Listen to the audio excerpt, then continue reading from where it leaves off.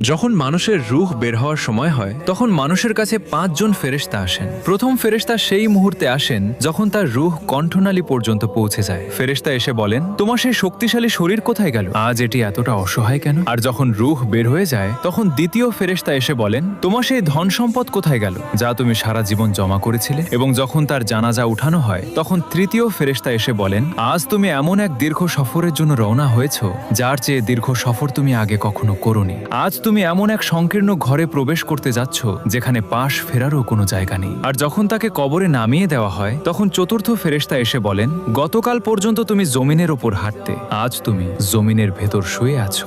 গতকাল পর্যন্ত তুমি হাসতে, আজ তুমি কাঁদছো। গতকাল পর্যন্ত সবাই তোমার সাথে ছিল, আজ তুমি একা পড়ে আছো। এবং যখন কবরে মাটি দিয়ে দেওয়া হয় আর সবাই চলে যায় তখন পঞ্চম ফেরেশতা এসে বলেন, তোমার সব আপনজন তোমাকে ছেড়ে চলে গেছে, তারা যদি থেকেও যেত তাহলেও তোমার কোনো লাভ হতো